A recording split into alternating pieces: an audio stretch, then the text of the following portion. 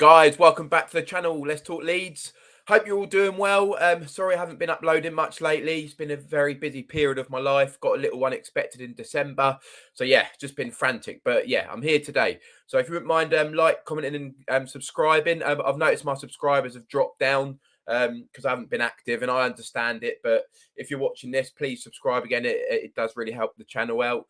Got a few things to talk about. Obviously, it's the international break. Which I absolutely hate. One of the worst things in life, as I've said before, the international break is just rubbish, isn't it? But yeah, there's been a few little things happening this last week or so, a few little rumours, a few little things that are a bit more concrete. So yeah, let's jump in.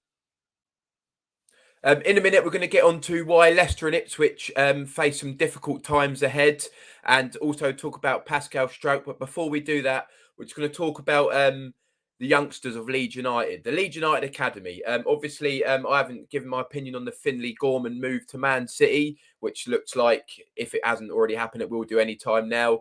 I'm absolutely fuming about it. I've seen a few people saying, "Oh, well, 2 million for a youngster, or 3 or 4 million for a 15-year-old is a good bit of business." I mean, it's not really, is it? Because our match day revenue is probably what, near 1 million, 500,000 to 1 million. So, we're talking 3 or 4 home games revenue we're getting for this geezer. And, from what we can see of him, obviously it's against either 15-year-olds, 16-year-olds. So, can't read too much into it, but he looks like an absolute baller.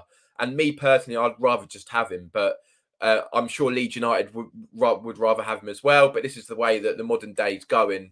Man City come calling, most kids are going to go running, aren't they? So, yeah, I'm very disappointed. Not in him, not in Leeds, because he's having a chance to progress under Man City, the best team in probably the world. So you can't blame him, but it's just annoying that we're getting such a small fee for him. Like, I mean, I don't expect to get more than that for a 15-year-old, but in 3 years he could be worth 30, 40 million. And okay, some people say, well, in 3 years he might be worth nothing, but the gap between 0 and 3 or 4 million is much smaller than what his ceiling could be at 40, 50 million. You just don't know. So yeah, I'm very disappointed about that. And also we've seen Man City being linked with Archie Gray's brother Harry, who's I think is 14 years old. So they're obviously been sniffing around our academy where they're not welcome. But yeah, we can't afford to lose him as well. Like, these are the gems, these are the future of Leeds United, and we need to do everything we can to try and keep them, because the small fees we're getting from are could be absolutely minimal compared to what their potential is. And that's the thing with kids. You go by their potential. With youth prospects, all about their potential. So yeah, hopefully we keep Harry Gray. I mean, I think I read he's already playing in the England under 17s or 18s, and he's 14 years old. So yeah, we've got to try and hold on to him. And obviously his brother, Archie Gray.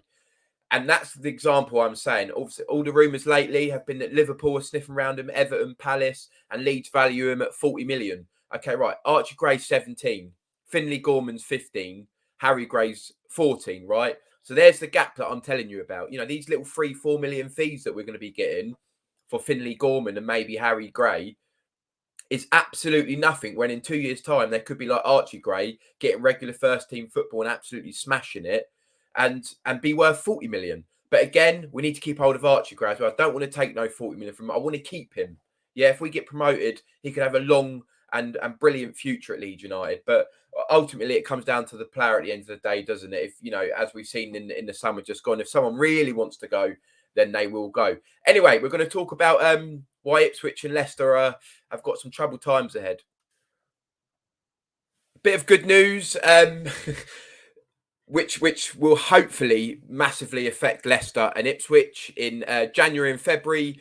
The AFCON Cup of Nations is taking place in Ivory Coast, and I'm pleased to say there's Leicester and Ipswich are both going to be missing some key players, especially Leicester. As Joe Donahue tweets there, as you can see on the screen, the players that they are going to be without. Ndidi, Iheanacho, Daka, Fatawu, Suter, potentially I can never say his name, Mavididi, and also Ipswich Town will be without Morsey, Luongo, and Burgess. Now, Ipswich are not heavily affected as Leicester are, but Leicester, well, that's a real problem for them because, like Joe Donahue says, 5 of them are their best attacking players. Obviously, they still have Vardy, etc. But yeah, that's a big loss for Leicester. And okay, it's January, so they can get some loans in to help them along the way. But at best case scenario for Leicester, it's going to be a massive distraction. That's best case scenario. It's going to be a distraction if they're drafting loan players to make up for these absentees. Well, it's still a distraction, isn't it? It's still players, needing to gel with their new team, etc. And it's going to cause them a few issues. And as you can see from the last couple of weeks, we beat them, Middlesbrough beat them. They are starting to wobble a little bit. I still expect them to be promoted, but they are starting to wobble a little bit. And Ipswich, the 3 that they're missing, it's not too much of a blow for them, but it is still going to interfere with the way they've been playing, which has been pretty good. Although again, last couple of weeks or so, they've been a little bit wobbly. I feel like they can see us, feel us breathing down their neck. So yeah, that was a bit of good news. It made me smile yesterday that there's some choppy waters ahead, and it's something for them to think about, something for them to have to address. So that's pretty good. Anyway, moving on to Pascal Struijk next. There's been a few rumours doing around the last few days about Club Brugge eyeing Pascal Struijk in January for around 15 million euros, which is about 12, 13 million pounds. Joe Donahue tweets, talk of Pascal Struijk to Club Brugge during the rounds again is wide of the mark. Landscape shifted since summer when initial interest reported. He's integral to Leeds and club have facility to spend to post 15 million, but no of factors make that very unlikely. Yeah, number of factors make that unlikely. The biggest factor is that he's playing the best football of his life at Leeds anyway. I think even better than when Bielsa was here. He's been unbelievable. He's got 4 years left on his deal. And why would we take less of a transfer fee now than in the summer when he's been doing so well? And so I'm glad to see that it's a load of rubbish. I mean, when you read these things, it does concern you. Last thing we want is disruption. Anyone leaving who's been a huge part of this team. Even him being injured for a month or two, whatever it's going to be, is a blow itself. So yeah, I think we can put that one to bed pretty early doors. So yeah, that's it for today, guys. Just a little recap of the rumours that have been doing around, and a few other things. And thanks for watching. Please like, comment, and subscribe if you haven't already. And I'll be back again maybe tomorrow or the next day. But yes, have a good rest of the week, guys.